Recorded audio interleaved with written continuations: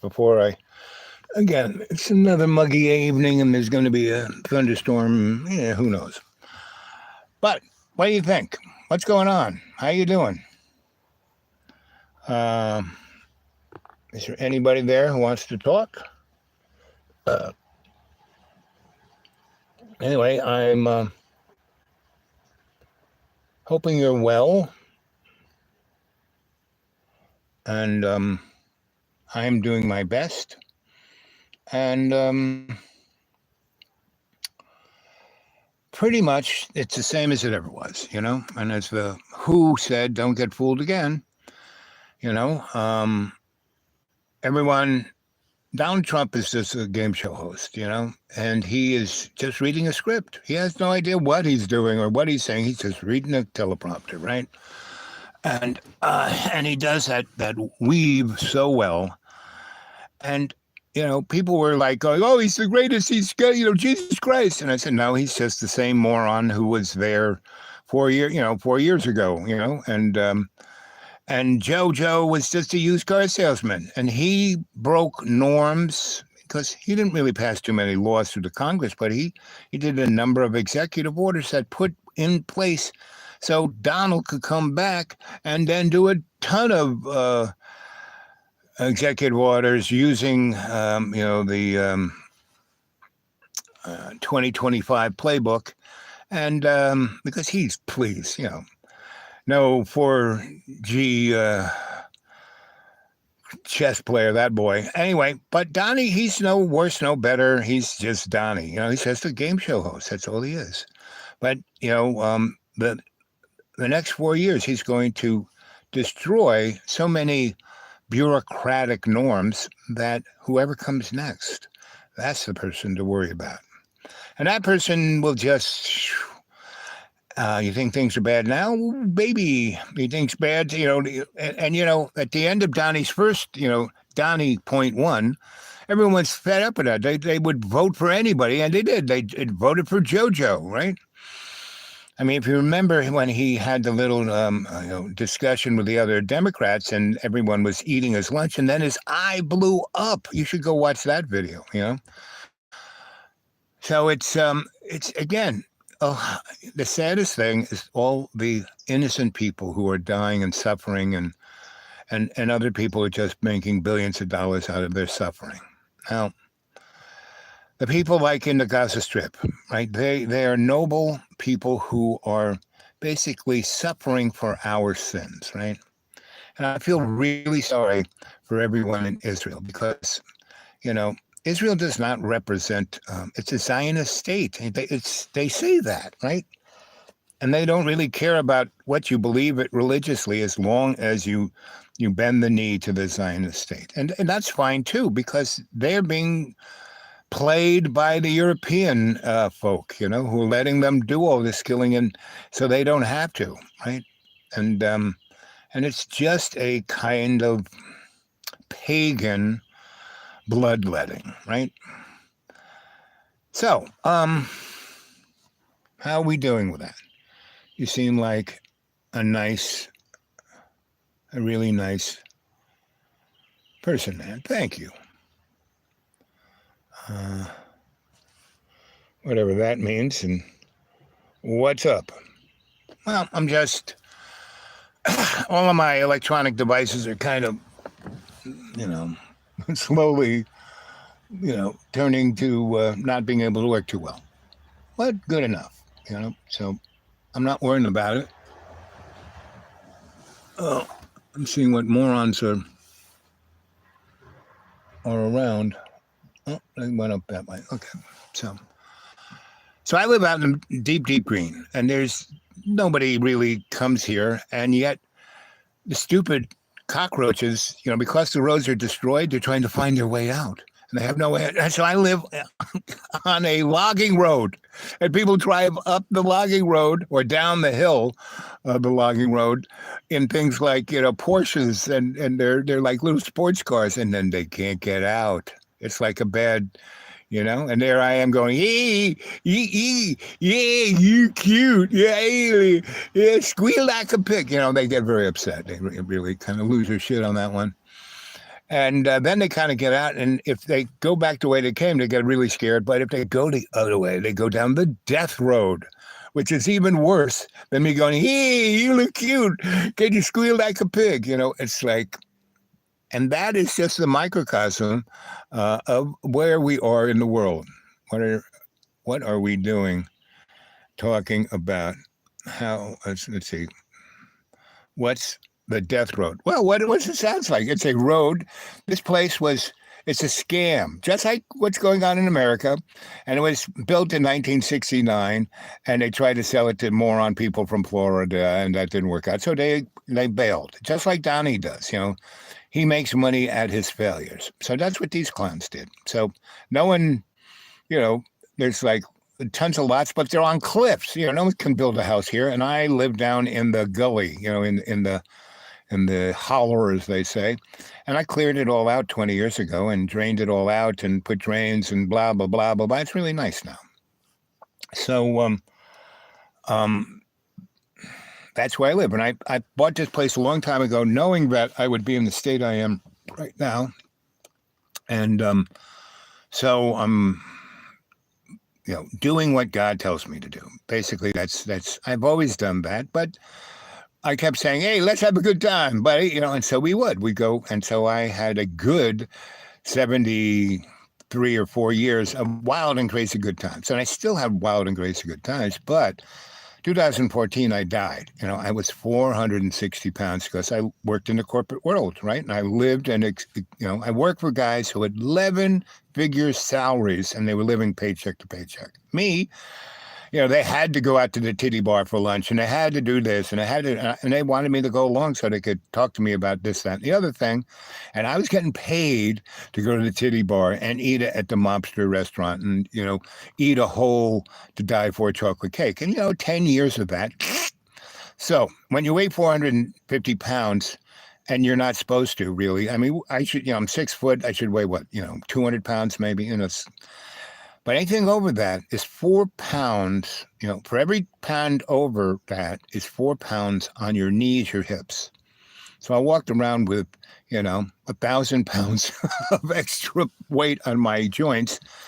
And that's why and also it did a job on my heart and diabetes and neuropathy. And anyway, I'm supposed to be dead, but I'm not, because God said, no, you're not going to die. I still want you around to do stuff. And like today, right? I did all kinds of things that I was told to go do, and that was great. So I knew I was low on gas. I went to this one gas station that it's one of the cheaper ones, but still it's like, and so I went in there and cash for my gas and went out and pumped it, and the thing didn't work. And so the guy came out knowing that the scam didn't work on me, so he went and pushed the right button so I could get gas. And I said, thank you, Mr. No Name. And he kind of turned and said, what'd you say? I said, you're Mr. No Name. And he goes, how'd you know? I said, let me read your palm. So I read his palm and told everything about him, and he started to cry. I said, you don't have to do that. You can have a life of your own. You don't have to be Mr. No Name. And he started to cry harder, right? And then we're in, the gas station, the pumps. There's like, 15 pumps, and they're all being pumped, and guys in trucks and women. And this guy is just sobbing. And I have him over my shoulder say, it's okay, buddy. The thing that's going on is that you're stuck in a habit. Now, it's not drugs. It's not this. It's not that. What it is self. You are your own worst enemy. And you worry about everything, and that's just a habit. It's better. It's better than nicotine, better than but it's still doing you in. And so all you have to do whenever you feel the anxiety creeping up, because the thing about anxiety, it's not like a light switch. It's not like full on where you're like stuck, right? And I said, as soon as you start feeling it crawl up your back, you say, Tony, come around. No, that's the other one.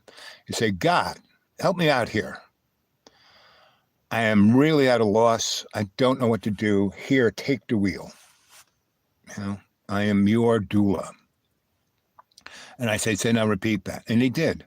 And I said, now you're worrying about something right now, right? He goes, yes.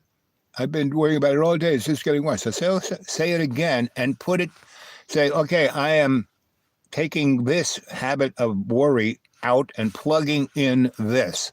And he did. He said it. And then this light came into him. I said, so what do you feel? I feel this. It's my heart. It's like lightening up. There's a light coming from my heart. It's. I don't know what it is. And now it's going through my whole body, and everything looks different. I said, that's it. I said, so you're now no longer no name. What you are, I'm giving you a new name. Your new name is LG, Lucky Guy. And he hugged me. He said, come back anytime. You got free gas forever. I said, yeah. No, I was sent to you. And he was like, okay, but please come back. I want to talk about other things. I'm starting to see things that I didn't understand that made me feel anxious. And now I kind of get the picture. And here comes some stupid moron down this road. It'll be interesting to see if they could get out of here. But anyway, so that was the story for today. Let's see, what are you guys saying here? Nice, how many?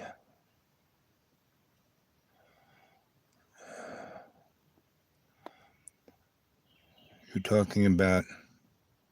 No, Johnny. No. Johnny's stuck. I've spent a good 10 years trying to unstick Johnny, and see. That guy I saw, he was like nobody I knew, Mr. No Name, right? He was kind of chunky and, and kind of going into the weight zone that I was. I mean, Johnny's just, a chunky little baby. But this guy, he had something to him. So John is like living in his own purgatory, right, of his own making. He has all these talents, all these gifts. His parents are really rich. He could do anything he wanted. He could make anything out of them. He made 3 full-length movies, right? And got him out there. I mean, that's pretty cool. And then he's wasted. He's had that school up there since 2015, 10 years, right? He could have done. He doesn't even go and walk. It is a sacred place. If he went, I showed him where all the sacred spots were. And that first week that, I sold it to him. I was there for about a month or 2, and then I had to go do something. And so I said, I'll see you in a week. And I came back, and he said, it's amazing. All this great stuff. I've been going up there every day and praying to God. And I said, good. So you're feeling good? Oh, yes, better than I've ever felt in my whole life. Then he never did that again. Because his ego got a grab of him, and it's about me. My whole life is about me. It's all about me. I want my wife. I want my kids. Blah, blah, blah, blah, blah. The same stuff. If you go on his channel, what he says over and over and over and over. It's not even, Groundhog Day, and that he's not learning anything from it, So let's see if I can see these people.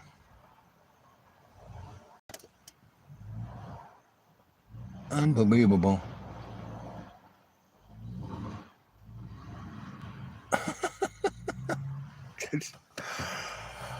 They just don't know how to drive. And that's the people of this world. So anyway, this guy at the gas station, didn't know him, all right? He just came out to hit the right button so I could, get out, so I could pump the gas that I paid cash for, right? And then I just noticed what point he was in, and he was ready to change his life. And he did right there right there at the gas pump, right? Took all of about 10 minutes, and it changed his life forever. Now I'm going to go back in a week and see how he's doing.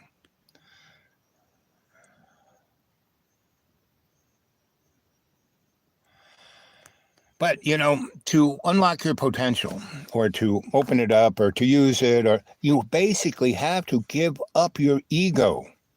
That's the number one thing. And you have to, all the gifts that you have were given to you by God. Now, I don't like using the word God because if you take in the Aramaic, it means stinky, bloody creature. Anyway, so, but that's not God, right? God is, in the Old Testament, in the Torah, in the beginning, and in the beginning it was all dark, and then the Word, and then, and then and then Elohim, which is the plural of El is God. El is the great creator in Hebrew. Elohim means the dirty gods. And it says right there, we will make this man, we will make man in our plural image and likeness. You probably changed Johnny's life. Yeah, I know. I help John, and I still do. I mean, like I keep, people say, "Oh, you shouldn't hang out with him. He's such a jerk." Blah blah blah. I say, no, he's my friend. I don't give up on my friends, but I also don't enable them to do, harm to themselves or others, right? And he did little harm to me. I mean, he kept throwing out, in the middle of 2 different winters, he threw me out when it was like midnight and snowing and icy and get out, it's my house. So I don't really go there anymore. Especially when I live 300 miles away, drive all the way. And then he did that once to me. I drove all the way. He said, I really need you. Yeah, I'm ready to change. Blah, blah, blah. And I get there and he throws me out. Now, I had already lined up other places to stay and other things to do. So I drove up there, and I drove up there like in the afternoon. So he couldn't throw me out at night because I knew, and I didn't really unload the car. I just kind of, took a few things out, and then, within 20 minutes, he threw me out. So that's John, right? Because he cannot let go of himself, right? And you have to do that, to unlock your potential. You have to not do it. Your life isn't about you. Your life is about the we in me, right? And it's really, thank you for that you start, putting it in capital so I can read it. I know you're not screaming. Now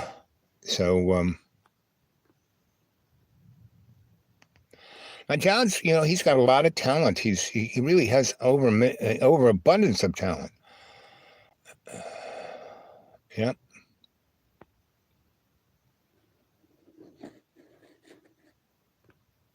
And the thing is, whatever we do it in the love's co-creation, and we do it our best. You can't be perfect, but you can do your best. Most people don't.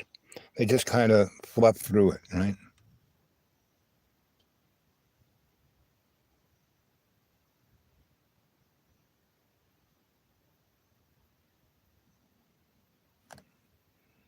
So I'm glad. You're not fans. You are family. You are the cadre. That's what you are. Whenever you send a note when I do a show, you're the cadre. Buzz off. We know all about cabs. Okay, good. So, and a lot of people come and go. And if you want to get a hold of me, go mano y mano. That's the dudeawake42 at Gmail. Dudeawake42 at Gmail. And if you're in America, you just, drop a thing on my Gmail, the Dude Awake. And I can do 2 things. Once I get my laptop back in order, it just died last week, right? And I've got a lot of novels written on it. I do have them on thumb drive, and it's, there in my hard drive. I know it's not going, and it's somewhat up in the cloud of the Gmail world. So it's there somewhere, and that's really all I am. I am a little pebble in the pond of the World Wide Web, right? And I don't need to have thousands of views and likes and all that, right? The cadre is good enough. On the average, I realize there's 40 or 50 people watch this show within a few days of it, and they go back and watch it. And I suggest this to you all. I have about 2,000 plus shows. You should go and look at them. And, don't watch them like 100%, but, put a thumb drive in your machine, and whatever show, they're all open for you to put down on a thumb drive, right? And then you'd have them, right? And so, and I'm here to be love's co-creation's doula. And in Greek, doula means slave, and not slave like, go clean the toilet, but you have agape love.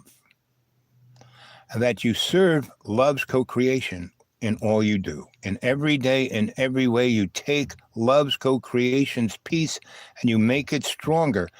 And you are the reflection of love's co-creation. You are the Ark of the Covenant.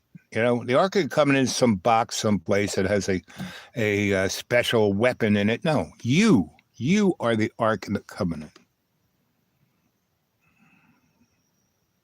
Yep, exactly. So that's the bottom line. And when you do that, you end up following the flow of love's co-creation. So pretty much everything you do, there's going to be a storm. It's just dropped about 10 degrees, which is nice. It's going to be a little bit too muggy. Anyway, and in your flow, everything, and if you're in the flow and you are doing your best at what you're doing, everything will work out. Everything will be great. It'll like your job, you're this, you're that. It'll all work out. Now, I was very blessed that my life, I was born dead, and this doctor brought me back at birth, and then she took care of me for 10 years because I died 3 or 4 times as a little kid because my larynx were crushed by the umbilical cord. I was a blue baby.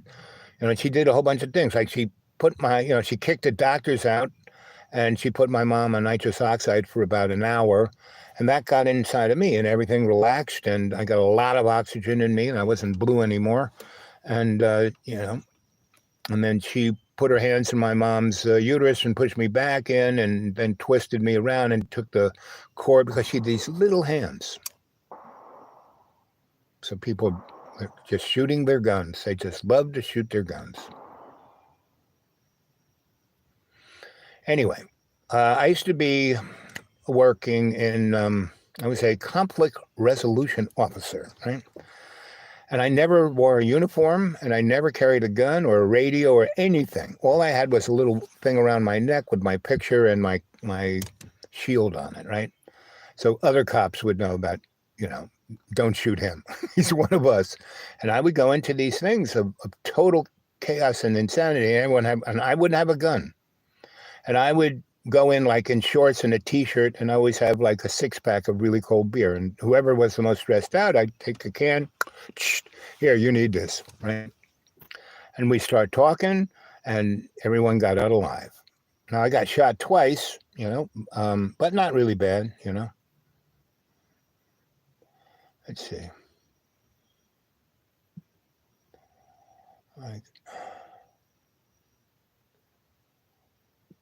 Yeah, he was in a real flow state. Yep, again, right. Cold beer helps too. Yeah, especially when it's super hot and you like beer. And you give the guy the coldest can of beer that he's ever had. And it's like, oh my God, this is so good. Oh, it's so cool, It's not rocket science.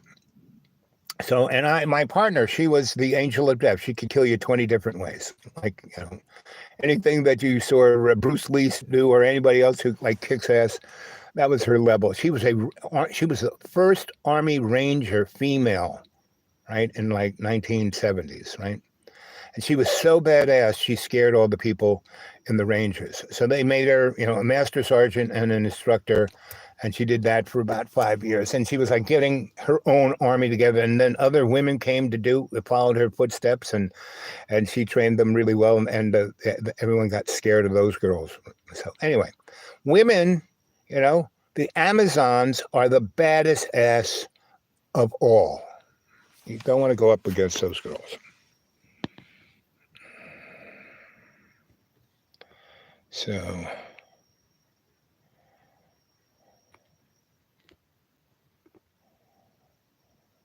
Yep. You want to float down the river. And all you got to do is get outside of yourself. Be there to serve everyone around you. And part of that service, earlier on when I, was schooled in my gifts and trained in my talents, and I was, respectful and humble and all that good stuff. But once I was out there doing it, I kind of got a little full of myself. And basically, I always wanted to fix, I can fix this, I can fix that. Well, sometimes you shouldn't fix it, right? You shouldn't enable. You shouldn't. So I had to make some guardrails. So this is what all of you who are watching, or who will watch, you have to come and define your own. What is your humility? What is your path, right? And so I had guardrails. And the first one was I did not get involved in anything unless I would only go into the circumstance to get the innocent folk out of harm's way. And that's number one. I would not get involved unless I was going in to get the innocent out of harm's way. And I had a workable exit strategy, right? And the third one was I had those two. And the third was I was going in to understand the situation, because by doing so, I would make it better than it was. Not fix it, but better. Protect the innocent, only go in with a workable exit strategy, and learn enough to understand how to make the situation better. Those were my 3 guardrails, and they still are. I do not really get involved. So I could talk to everybody, right? But I don't, unless like that guy, when he came out to, he realized I was like hobbling back into the place, because I know these gas pumps in this place are rigged. And so I know that if I pay cash, but then it didn't work. And so he saw that, okay. So he came out and said, okay, let me show you. And that's a good system. Yep. So you have to find your own system. You have to go into deep meditation and, work on what are your guardrails? What's your working parameters to serve God's love, right?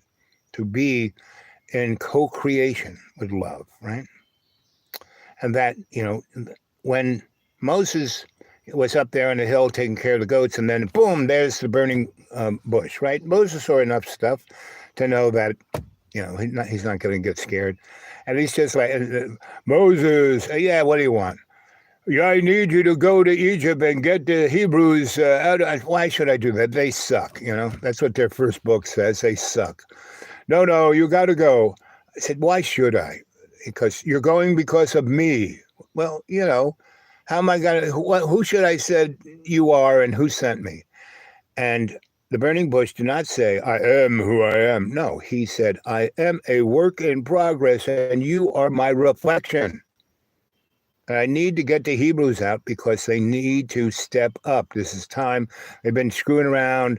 No matter how much I punish them, they're not learning. But I can't just smite them all. I can't do another flood. Go get them. And that's when Moses said, okay. And that's when he realized he was a doula. I mean, he had a nice 20 years of being up on that mountain, and he met a family and this nice old guy who was more than a rabbi. He knew the old texts and taught Moses a lot of things that he needed to know.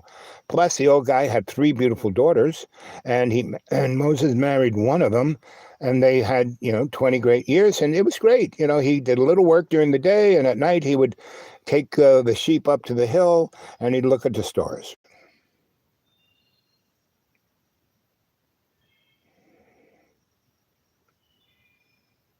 Yeah, going back, I mean, God talked about Israel like Israel was his bitchy girlfriend stealing God's cigarettes and loose change, right? Anyway, so whoever you are, send me,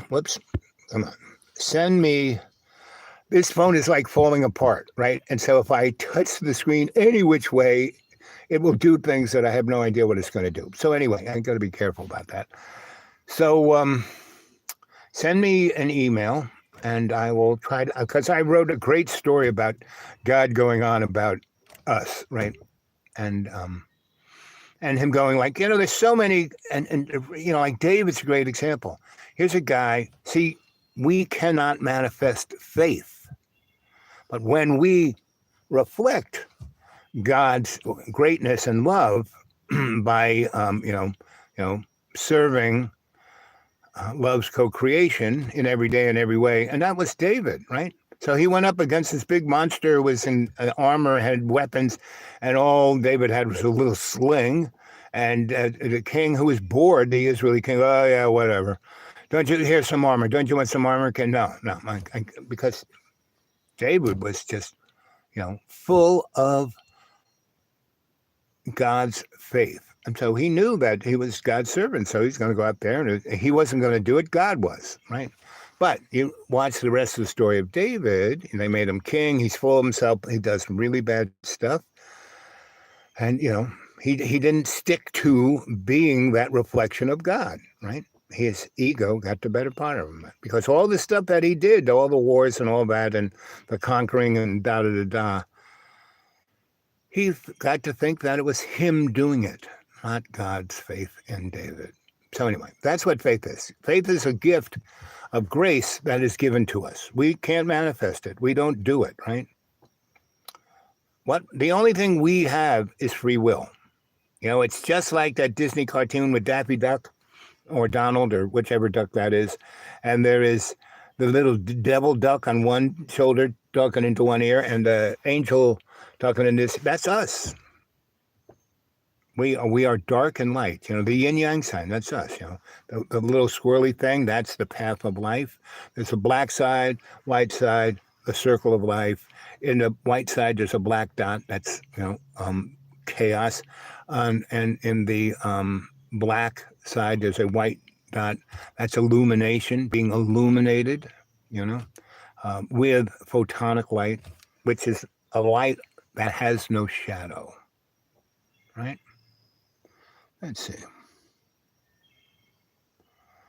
The Old Testament. And the Old Testament, when it gets translated from Hebrew to Greek, because back in the day of Jesus, nobody spoke Hebrew, they spoke Greek, right? And if you were rich and a lawyer, you spoke, Latin and Roman, And we're still in the Roman Empire. That's what Donald is. He's the last gasp of the Roman Empire, the pagan Roman Empire. And pagan isn't so much... I wish I had my stuff that could work, but there's a guy, he's got a bald head. I've shown him, he was Christian.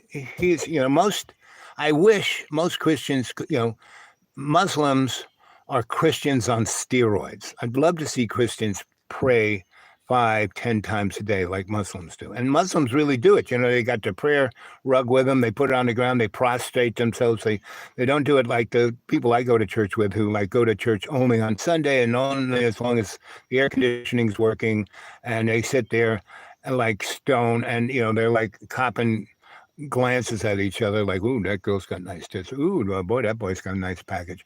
They're not really thinking about Jesus, And all they do is quote. They don't want to talk or study what the Bible means. They only want to quote it, And I don't quote the Bible. I tell stories, right? Yep. The empire never ended. Philip K. Dick. Good guy, Phil. He wrote some great stuff. And everyone does. There's some that's one of the best thing that humans do is make art. I'd love to see us do that better. And we go through these interesting cycles of it, right? And I've been very blessed. In the 1670s, I was in New York City, first Soho, then Tribeca, then Williamsburg, Brooklyn, then over at PS1. And I was involved in things like the knitting factory and what's it called? Collaborative artist projects, Collab, and No Say No, and what's the other art gallery had? And we brought people like Mary Boone and into the Lower East Side, and we brought people like Brooke Alexander into Soho, and we really, for 20 years it was amazing, right? And then I left in '88. I knew that the jig was up for New York and all of that, and I did everything I could do, and I did it my best. We started OR, Outstanding Renewal Enterprise. We took over 50 buildings, put 500 people in apartments. That's how you get rid of homelessness. And we taught them how. We didn't fix it for them. We showed them how to fix it. I put electricity in all the buildings so they could have an electric bill so they couldn't get thrown out. After 10 years, they owned that. Another 10 years, that piece of crap that was a burnt out building they now had equity. That apartment was worth $9 million. So they started businesses and they sent their kids to college and we started our own healthcare system. We had our own bank. We grew our own food. These are all things we could do now, but people don't seem to want to do it. Like, the places I'm trying to get the communities to work together, nah. There's this one area that has 6 Baptist churches, and none of them want to work. What? I would never work with that blood of the lamb. It's like, really, you're all Southern Baptists. What's wrong with this? Oh, we like you, but don't go to their church. It's like, really, okay. So. It's amazing how this little place out in the middle of nowhere, people just driving around it because they don't know how to get out of here. It's like, and I got mirrors in my car that I've got focused on there's the death road up there and the logging road over there. And I just watching people destroy their cars. Who knew? They're that stupid. Oh, there's one's coming down the hill.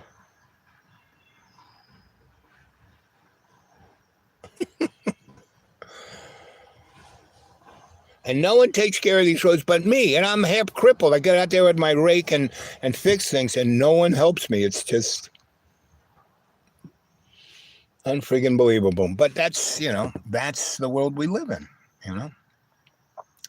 Now, you guys, the cadre, I want you to go out there and every day in every way take the piece of the earth and make it stronger. And do it. You slow down. You breathe deep.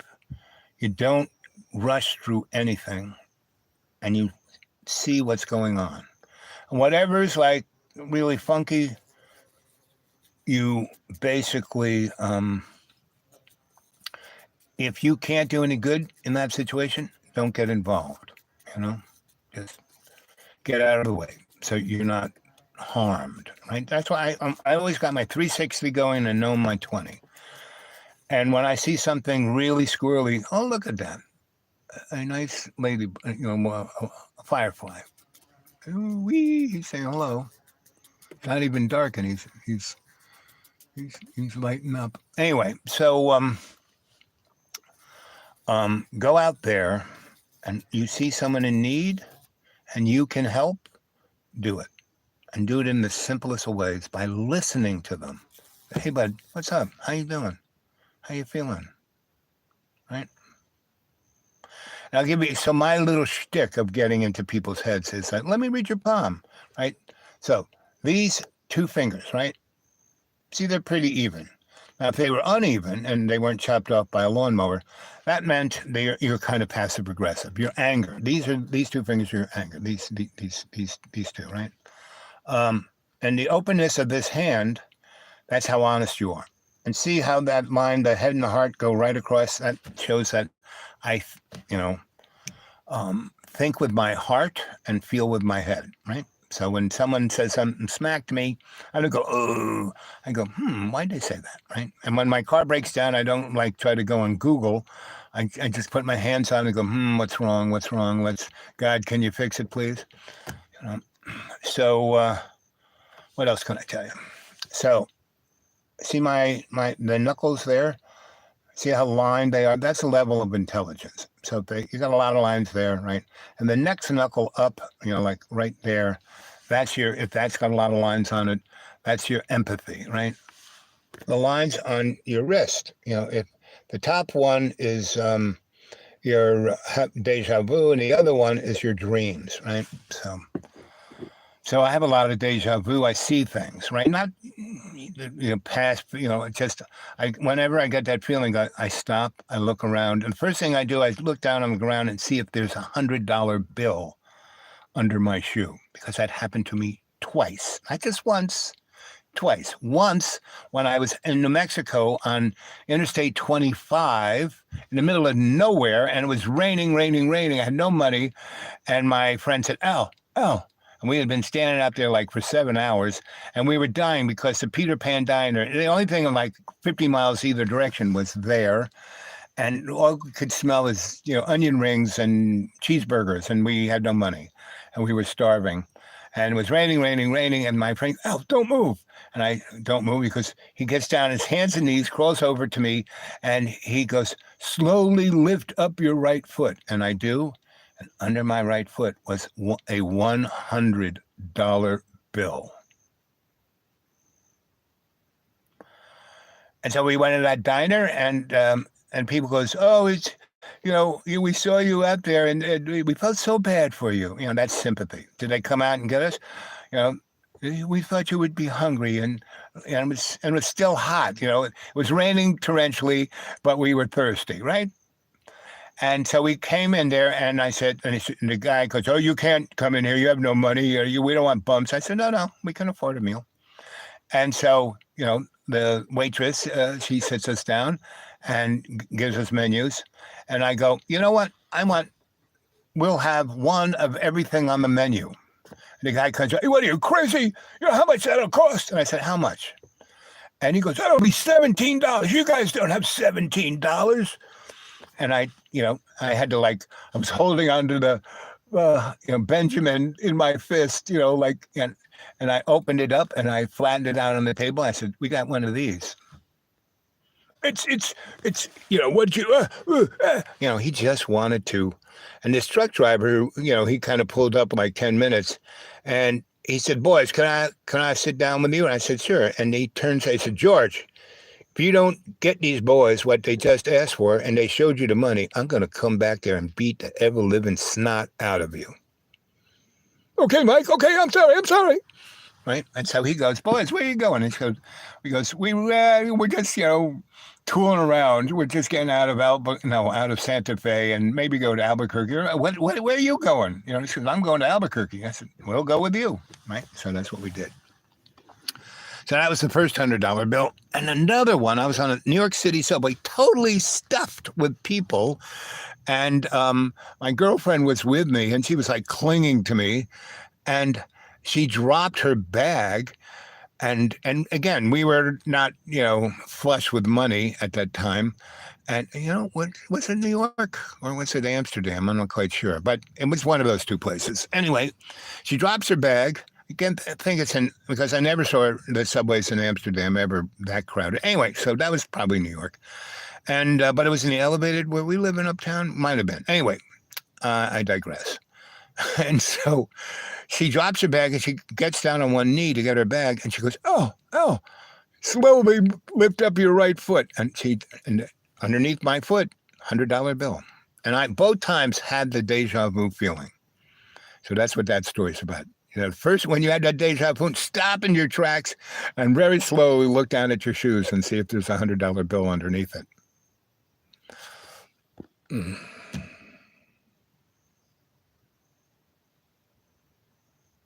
Well, thank you. I appreciate that.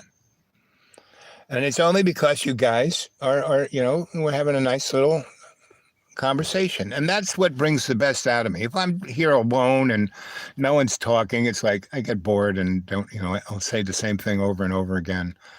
Da, da, da, da, da. But once I get talking to you guys or gals, or when I say guys, it's when I talk to you, cadre, it gets me flowing, right? So I tell stories that are, woven into the subject matter we're talking about. Right. And that's how it works. And that's what I'm here to do, just to give you a physical representation of, you, the cadre, as your sensei or as a sensei, and all that means is teacher, nothing really that special. Right. And so it really kind of means one who has earned respect. Right. So I don't know if I've done that, but I try. I do my best. I never try. I do my best. Now, I'm not perfect. I do my best. And when you mark it against the rest of the chuckleheads, that's a lot better than most people. So anyway, I think, 44 minutes. It's probably 7, 8 o'clock. The way it's cooling down, there's going to be a storm. So I'm going to go so I can, because the storm could do this. And there are a few things I want to do around the deep green. And I have to go down that hill and drive over the, road and a logging road. And there's a bunch of chuckleheads out there that I don't know where they are. So I don't hear anybody out there. So I think I'm going to hopscotch it out of here. And but whenever you see someone, you say, "How you doing?"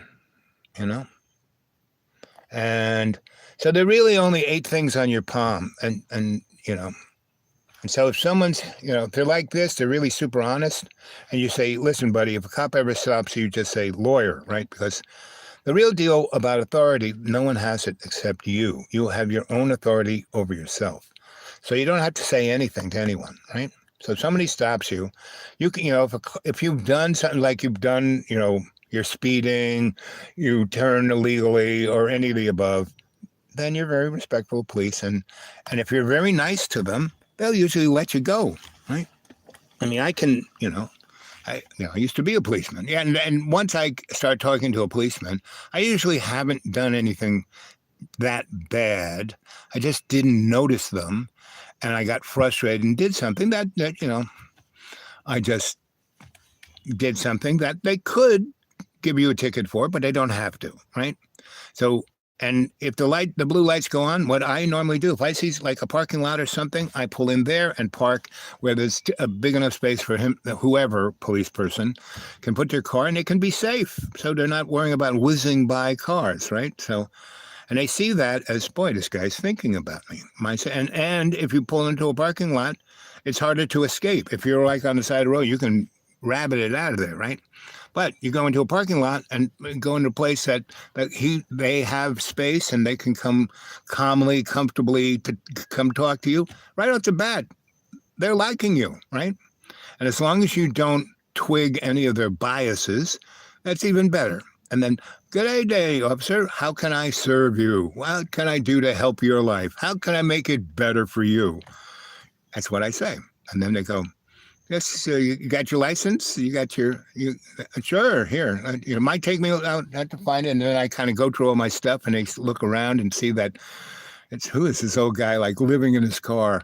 And, I start telling them stories, and I go, "Well, I have a residency. I'm not vagrant, but it's more land, and I have no money. I didn't build a big house, and I'm just kind of camping out there. And for 300 days a year, it's like living in heaven, right? And the other 60, I have to tap dance." Anyway, so, I make them laugh, and then I read their palm. And by that time, they've forgotten about what I did wrong.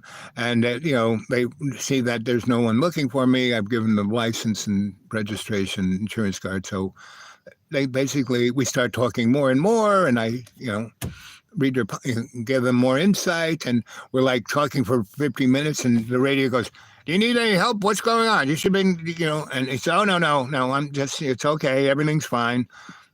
I'll be through with this in a few minutes," right? Because they're listening. See, and we always say to this police, I say, "Buddy, don't, you need to define that uniform. Don't let that uniform define you, right? And that's your life. You cadre out there, don't let the uniform that the universes or the chuckleheads are trying to put on you, don't let them define you." So what do you do? "Oh, I'm a doctor. I'm a lawyer. I work at Starbucks." That isn't what defines you. You define those things you do. So I think that's about it. Thank you.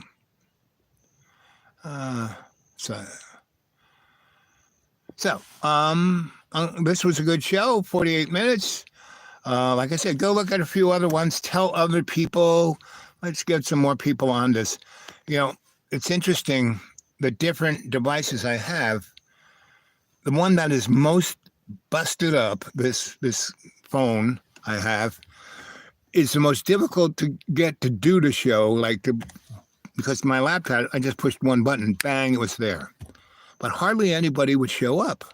But on this phone, and all this, you can tell the show has been done on the phone because it has a standard image. I haven't figured out how to.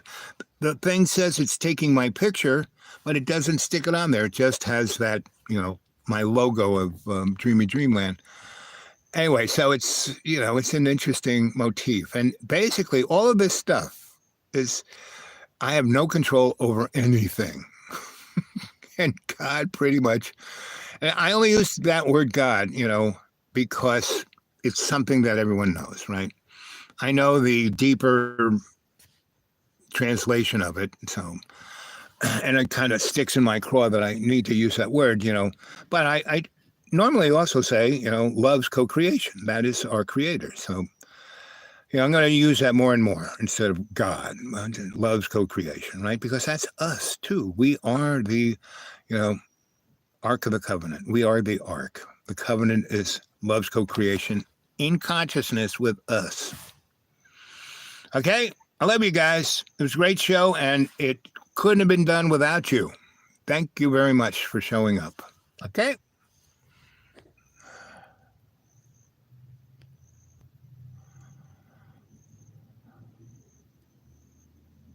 Yeah. So how about you thinking about it? Love you too. Okay. So again, want to talk to me, mano y mano, dudeawake42 at Gmail. All one thing, small case. Okay. The dudeawake42 at Gmail. Keep the thinking caps on. Yep. Tom Terrific. Yep. Okay. Catch you guys later. Love you.